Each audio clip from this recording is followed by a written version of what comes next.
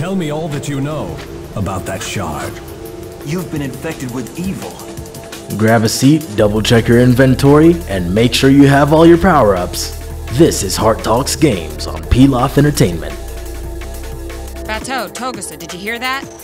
Leave it to me. Keep your wits about you. Pilaf. You're watching the most exciting game you will ever see on your TV set. Telstar by Coleco. I'd like the most popular home video game system ever. Ah, the system you want is the Atari 2600. What's it like to play the Nintendo Entertainment System? Get Joe Montana free, Pat Riley free, Buster Douglas free, Super Monaco GP free, or Collins free. What Nintendo? What? Brad. I don't know. Brad? PlayStation 2. Now $99.95. The console generations. How humans define different eras of video games. The ones that I do get jealous of sometimes are the ones who got to see gaming all the way back in its infancy with the Pongs and Atari, all the way to the PS5 and the Nintendo Switch. The scope of what good games and good graphics are has changed so much, getting redefined almost every single generation. But now we come to the debate of which one is really the best. With humans basically being in the era of nostalgia for the 5th generation, so many are saying this and the 6th are the best. Especially with how gaming is changing, humans are really looking back on this era fondly, with how you bought a game and how it was priced being completely different. But not too long ago, we were in the time of the 4th and 3rd gen. The simple timelessness of these games was being admired and capitalized on. But at the end of the day, there are more things that make a gen than graphics or the nostalgia of them. With all that said, hello all my humans out there on the interweb, my name is Hart, and this is a discussion on what console generation aged the best.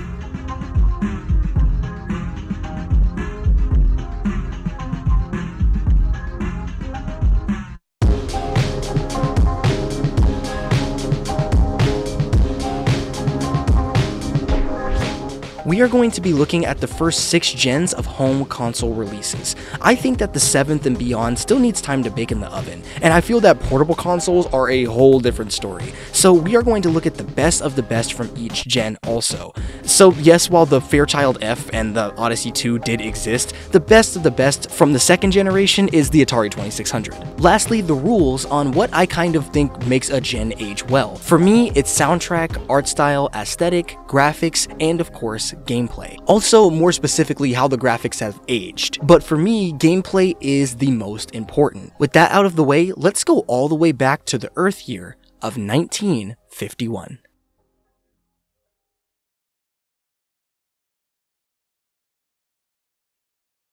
Well, here we are, playing ping pong when we ought to be working. Here's our ball volleying back and forth, one free ball, plus one net, courtesy of a local CATV station. Here's my partner Bill, and we're going to play ping pong for you in a minute, but before we do, I'd like to show you the controls that we're using, which are part of the plug-in module, the ping pong plug-in module, gaming plug-in module of the all-purpose box we talked about earlier.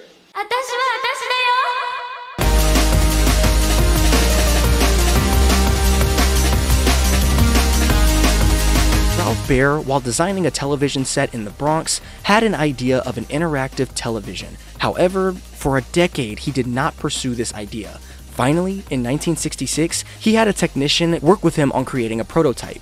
After they came up with a final design, they struggled to find a buyer. But after 7 prototypes, they found investors at RCA and Magnavox, who they would sign with in 1971. Then, in 1972, they would release the Magnavox Odyssey, thrusting us into the first generation. Of course, this is when we would see the release of Pong at Home, a simple but timeless paddle-based tennis game.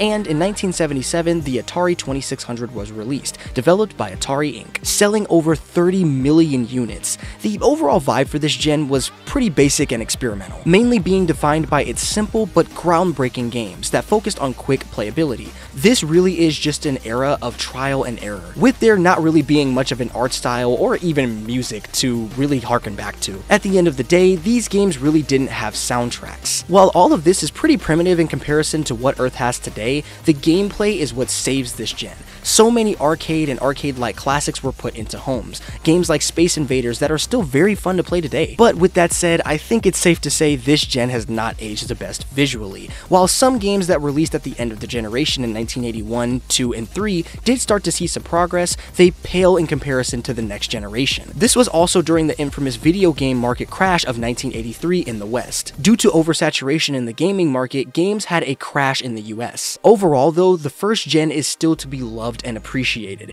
being the true infancy of video games marked by a simple, experimental, and arcade style that laid the base for games to come. Now, while starting in 1972, everything really didn't start to take off until about the mid-80s, and pretty much everything that I said before can still be said for the second gen of consoles too. This is why I kinda wanted to put them together. This, however, is when we truly see the oversaturation of the market. If you think that having 4 consoles today would be crazy, imagine having over 10 separate systems all selling different games. This era's vibe was basically the same, but focused on commercialization and game variety. There was a huge push to make different types of games. There were platformers and puzzle games, and the art style was about the same, but now we're starting to see the introduction of 2D sprites, and of course pixels becoming way more defined. While still basic in design, the colors were becoming more distinctive and characters a lot more recognizable. A great example of this is one of my favorite Gen 2 games, Pitfall, one of the first side-scrolling platformers with a relatively basic design but memorable style. The music was way more thematic, but still pretty basic. But they still were getting a lot more rhythmic and memorable. This gen is really who we have to thank for chiptune's origins. With the limited hardware, the composers had to focus on memorable tracks that looped during the gameplay. Overall, the second gen was really about getting the arcade in the home, and was the first true major push towards home console gaming. Everything still holds true from the first generation though. Games still have not aged the best visually, and sometimes audio-wise as well, since this was the beginning of music and games overall. But this era still had the rise of arcade classics. The Donkey Kongs, the Pac-Mans, Asteroids, Froggers really cannot be ignored. These games were fun, fast, and simple, and have aged great gameplay-wise. While yes, these were the systems that were going to basically lead us to the video game crash of 1983, it set the foundation for a cultural phenomenon coming up. Speaking of which, we now get into the next gen that saved it all. The one that gave us iconic characters that still have fan bases all around the world today. Starting in 1983, Humans. This is the third generation.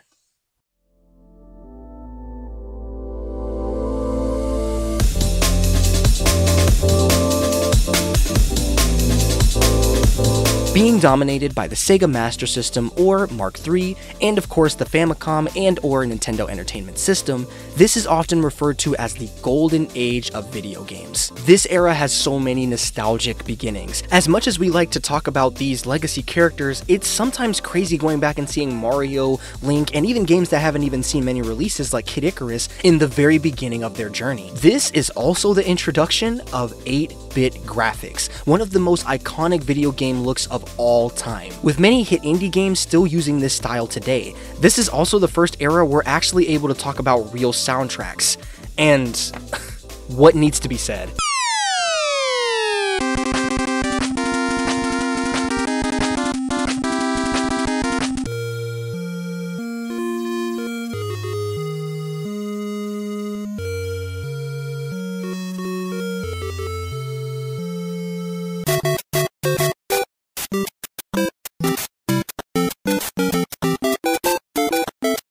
Some of the most iconic and recognizable game sound effects and songs came from this era, and then of course gameplay mainly being dominated by side-scrollers and still having fun arcade-influenced games. This is why most games during this era still had scores, even though they may have not meant anything, and games were starting to focus on story, especially RPGs. The aesthetic was really something seeming to focus more on bright, colorful environments and fun cartoon characters. So, I mean, is this the best generation?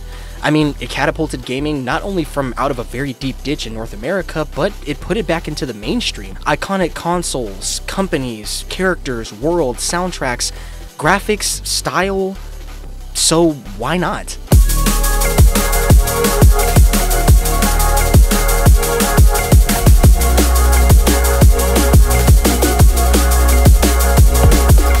The 4th generation, a major leap in technology and game design. Even though the Sega Master System, aka Genesis, was released in 89 and 90 in the West, kind of at the tail end of the 3rd generation, it was one of the main factors in the bit wars, going against the NES with the main push being that it looked better than the 8-bit console. But the Super Famicom, aka Super Nintendo, was right behind it, and were the main consoles to go head to head in this generation. Almost, and basically everything that I said about the 3rd generation pretty much carries over here, but it just got mastered or got way better. The 16-bit graphics style is just right under the 8-bit style in terms of iconic looks, the soundtracks being just as amazing and iconic.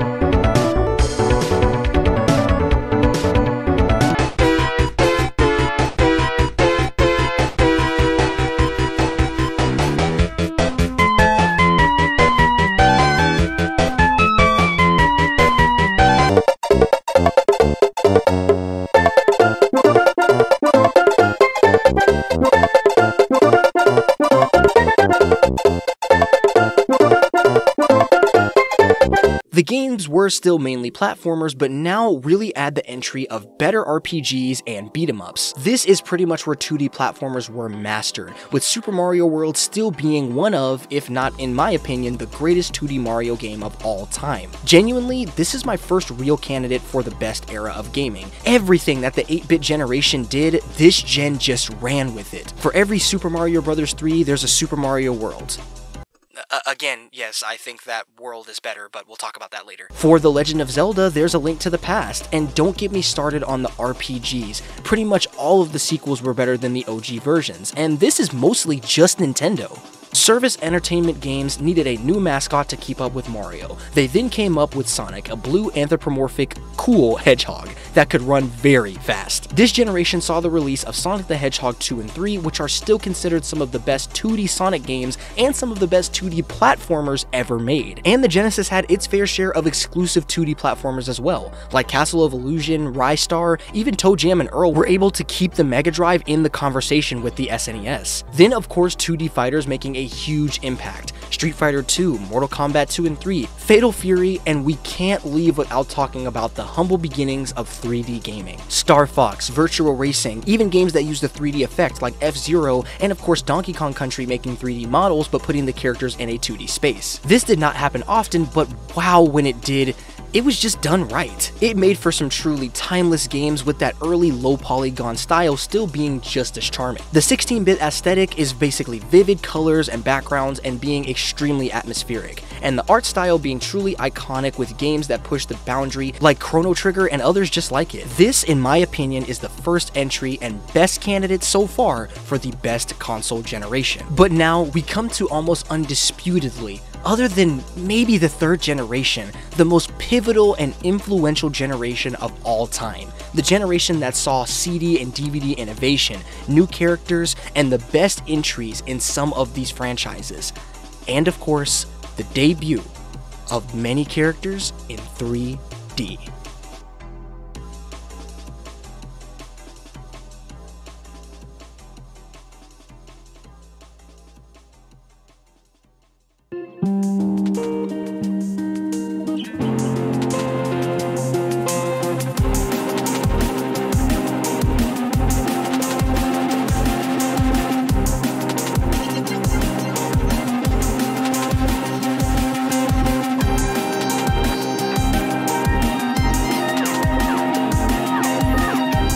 The 5th generation had arguably the most impactful, memorable, and important tech leaps in gaming history, with the N64 and Sony's intro into the gaming world, the PlayStation, running this generation. Also introducing CD-based games, being able to hold more memory. Games like Crash Bandicoot and Spyro were made to compete directly against Mario, but even though they both did well, that didn't stop Mario and the Nintendo 64 from having one of the best 3D platformers of all time with Mario 64. A game that is still a blueprint for many projects today, and of course RPGs and adventure games that are among the all-time greats. What else can be said about games like Final Fantasy VII or Ocarina of Time, with one being considered consistently in the top 3 RPGs of all time, and the other always being a candidate for the greatest video game ever made. This generation overall was very experimental in various ways, seeing what worked and what didn't in a 3D space.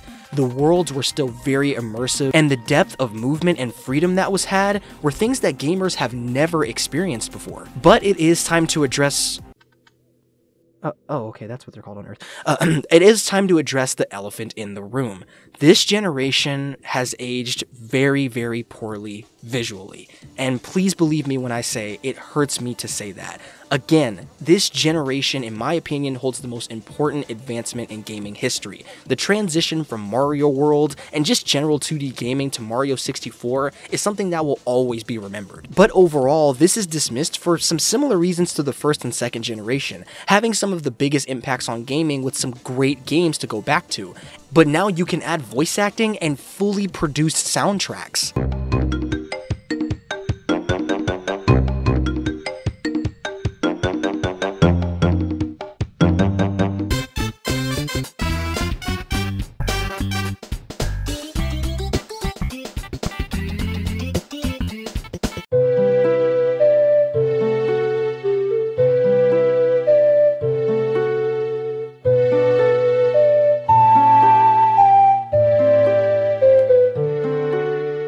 And the cinematics cannot be denied, with details throughout the entirety of the game. But with all that said, it is still sometimes very rough to go back to visually. But it did influence and set up the next generation, and every generation after that to follow. And spoiler alert, this is my second true candidate for the best generation.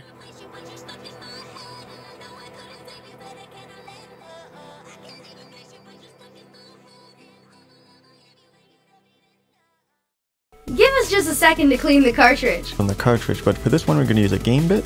You'll also need a white eraser and some isopropyl alcohol. I've got 70%, but you can get higher. We'll be right back with this episode of Heart Talks Games. Grew up doing the spirit bomb? Naruto running in school? Or sending people to the Shadow Realm? Yeah, so did this guy. This is the best version. Absolute pioneer. You know what? Just read the manga. Heart Talks Anime, only on Pilaf Entertainment. Pilaf. Sometimes we bite off a little more than we can chew. Trust me, happens to the best of us. But we got you covered.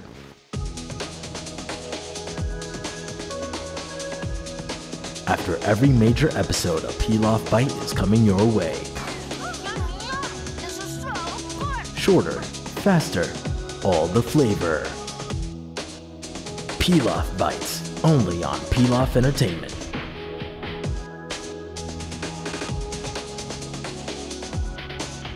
Pilaf. The sixth generation of console gaming, PlayStation 2, Xbox, GameCube, and the Sega Dreamcast. Was it truly the pinnacle era of gaming? I don't need a weapon. My friends are my power.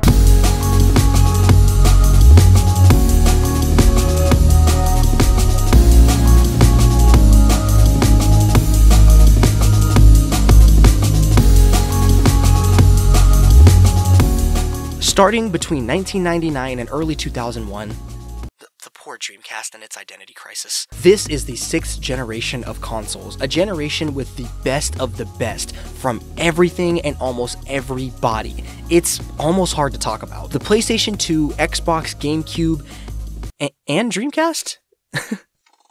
I'm sorry, it's almost like Earth with the vowels and Y, like A, E, I, O, and U, and sometimes Dreamcast. These were the main consoles to run the generation. Now, this gen clearly started to master almost everything. The true start of HD graphics and an emphasis on narrative-driven and more mature games, experiments with cell shading and different lighting and artistic visuals. Also, this is the first time that gaming hit Hollywood levels of mainstream again, in a whole new way. This could also be marked as the start of the modern gaming era. This gen, as mentioned earlier, perfected the core mechanics of the 5th gen. For example, the fully rendered cutscenes. I mean, some of these ones from Final Fantasy X still have me speechless. Seeing something like this in 2002, after having something like this around 4 to 5 years earlier, was probably just insane. And Nintendo was definitely no slouch during this era. Now, while the GameCube didn't have a ton of commercial success, that didn't stop it from having some of the best entries of multiple series: Pikmin, Zelda, Mario Kart Party, and the various sports games. It also holds one of the best controllers ever made, still being used today for Smash Bros. And other games. Then, of course, the Microsoft Xbox, introducing Xbox Live, pushing online gaming to brand new heights, and the introduction of the Halo series, one of the most recognizable gaming franchises ever. This is also the last time that we would have more than 3 competing consoles because, I mean, we have to give it something. The gen also still has the best-selling console of all time, with the PlayStation 2 selling over 160 million units worldwide. Now, this becomes very tricky because yes, you still have games that are truly rough around the edges, but I can't genuinely look at games like Kingdom Hearts, God of War 2, Metroid Prime, Super Mario Sunshine, Okami, Soul Calibur 3, and so many others and say they look bad. Most of this generation has aged beautifully. And soundtracks? I mean, come on. So that brings us down to it. The first generation and second generation, amazing and timeless games, legitimately pioneering gaming. The third, rejuvenating it all and delivering some of the most iconic graphics, art styles, and characters in all of gaming. And the fifth, the most important jump in gaming graphics and gameplay style. However, they do all still have various flaws that are pretty glaring that keep them out of this list for me. But that doesn't mean that they're appreciated any less. Genuinely, each gen needs the other to innovate so the next one can be more. That takes us to the 4th and the 6th. The 4th generation, mastering 2D gaming and introducing 3D to the home market. Great soundtracks and amazing worlds that push the limits of these consoles. And some of them showing you that you didn't have to have the latest power to make something great. And I feel like modern gaming can take inspiration from that. Then the 6th, making online gaming more accessible than ever, not fully mastering, but massively improving on 3D gaming. And I am trying my hardest not to be nostalgia blind, because this is the generation that I have played the most for sure. In debates, these are always the ones that go head to head, and while so many humans from Generation X love the 4th generation and have legitimate reasons to why it's the best, I just truly ask though, and I genuinely mean this, what does the 4th generation have that the 6th doesn't? Graphics that have aged gracefully, games that redefine certain genres, iconic consoles, iconic controllers, characters, and it was easily the next time in gaming that it was mainstream, if not even more than last time, and the games having some of the greatest peaks and highs in gaming history. So personally, and I'm sorry if this makes anybody upset, I do have to go with the 6th generation, but it really is barely just over the 4th. And it's also interesting to see how gaming opinions are changing. Right now, I know this isn't a total crazy opinion to have, but what about in 5 to 10 years? Then of course, the generation after this. I'm so interested in seeing how generations that I grew up with are starting to age. The 6th generation really does hold my #1 spot for now. But what about you? Make an argument for the 4th gen. Maybe you believe that the 5th generation leap earned it the #1 spot. Maybe the 3rd was just way too iconic to not put it #1. Whatever your opinion is, I would love to hear it. But with all that said, my name is Hart, and humans, I'll see you later.